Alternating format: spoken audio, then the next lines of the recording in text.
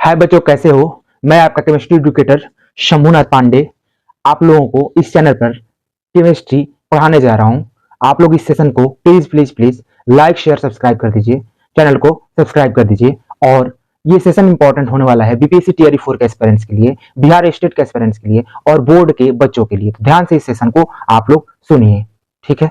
तो बच्चों, पिछले क्लास में हम लोग पढ़ चुके हैं अम्ल और धात्विक ऑक्साइड के बीच की अभिक्रिया के बारे में। ठीक है, हम लोग पढ़ने जा रहे हैं क्लास 10th का चैप्टर सेकेंड, अम्ल क्षार एवं लवण का टॉपिक, क्षारक के साथ अधात्विक ऑक्साइड की अभिक्रियाएं। तो ये टॉपिक हम लोग पढ़ने जा रहे हैं। तो यहाँ क्रियाकलाप हमें दी हुई है 2.5। ठीक है, इसमें कहा जा रहा है कि कार्बन डाइऑक्साइड, ठीक है, एवं कैल्शियम हाइड्रोक्साइड के बीच अभिक्रिया कराई गई है।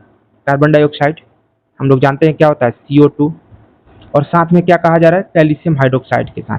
कैल्शियम हाइड्रोक्साइड भी जानते हैं क्या होता है, CaOH ट्वाइस। इनके बीच में क्या कराया गया है, अभिक्रिया कराया गया।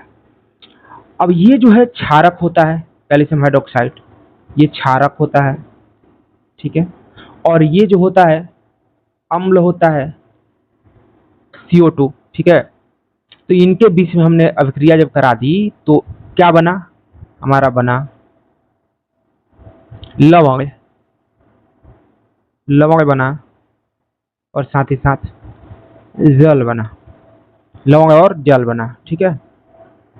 तो यहाँ पर चूंकि क्षारक एवं अम्ल के बीच अभिक्रिया के समान ही अभिक्रिया हुई है, इसलिए यहाँ जो अधात्विक ऑक्साइड है, जैसे कि ये कार्बन डाइऑक्साइड, ये अम्लीय प्रकृति का होगा, ठीक है। तो ये चीजें हमें देखनी थी।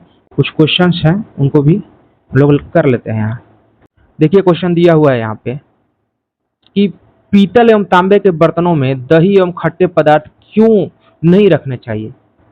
हम लोग जानते हैं कि संक्षारण हो जाता है, उसको कोरोजन बोलते हैं। अगर पीतल और तांबे के बर्तन में हम लोग खट्टे पदार्थ, दही जैसे अम्लीय पदार्थ रखेंगे तो उनमें कोरोजन यानी कि संक्षारण हो जाएगा। जैसे कि मान लीजिए तांबा में आपने रख दिया, तो तांबा क्या होता है, धातु होता है, ठीक है, और आपने इसमें क्या रख दिया, अम्ल रख दिया। तो धातु और अम्ल दोनों जब अभिक्रिया करते हैं तो क्या बनाते हैं, लवण बनाते हैं, और साथ में क्या बनाते हैं, हमारे हाइड्रोजन गैस बनाते हैं। तो यहाँ जो लवण बनेगा वो बहुत खतरनाक लवण बनता है, बहुत ही जहरीला होता है, ठीक है। हरा पदार्थ, हरा कलर का होता है, हरा रंग का।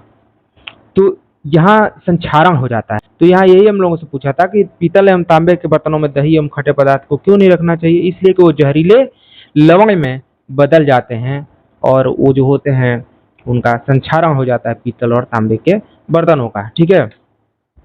अब दूसरा क्वेश्चन हम लोग देखते हैं। तो दूसरा है कि धातु के साथ अम्ल की अभिक्रिया होने पर सामान्यतः कौन सी गैस निकलती है। देखिए, धातु और अम्ल के बीच में जब भी अभिक्रिया होगी, धातु एवं अम्ल के बीच में अगर अभिक्रिया होती है तो गैस निकलती है हाइड्रोजन और बनता है लवण, ठीक है। तो यहाँ हाइड्रोजन गैस बनी। तो ये भी चीज हम लोग समझ गए। अगर जांच करना है कि कौन सी गैस बनी है तो कैसे करेंगे, इसको मोमबत्ती के पास ले जाएंगे।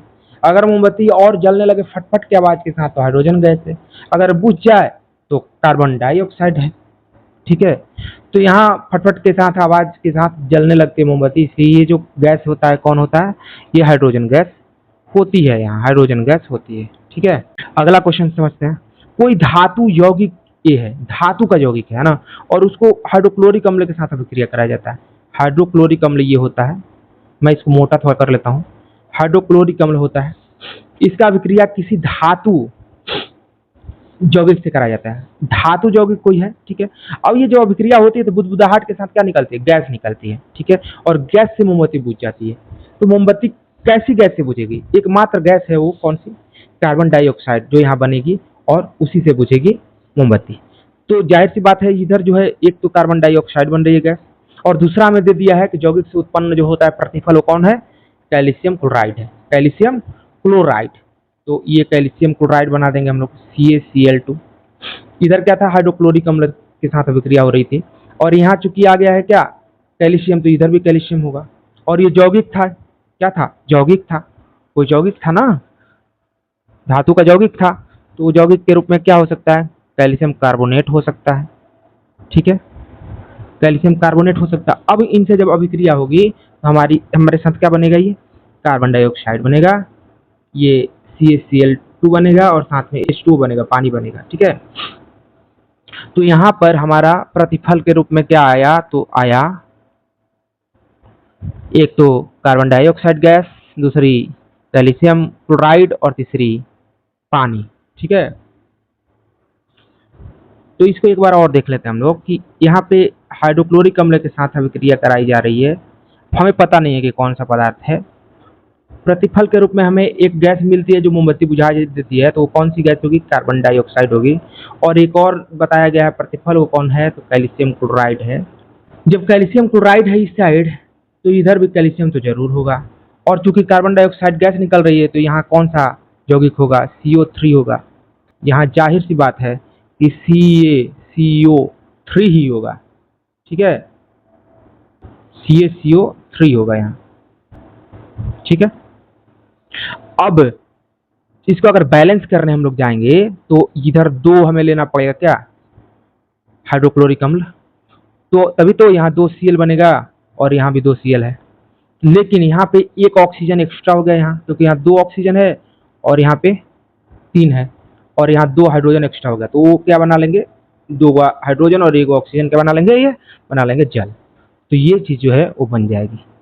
तो प्रतिफल के रूप में क्या बनेगी हमारी, प्रतिफल के रूप में हमारी क्या बनेगी, कार्बन डाइऑक्साइड, कैल्शियम क्लोराइड और जल। ठीक है, और अभिकारक के रूप में क्या रहेंगे, तो कैल्शियम कार्बोनेट और साथ ही साथ हाइड्रोक्लोरिक अम्ल। ठीक है, तो ये क्वेश्चन हो गए, और इससे पहले हम लोगों ने अधात्वी ऑक्साइड और क्षारक के बीच का अभिक्रिया हम लोगों ने पढ़ ली। ठीक है, इस सेशन को यही एंड करेंगे। Thank you for watching, have a nice day.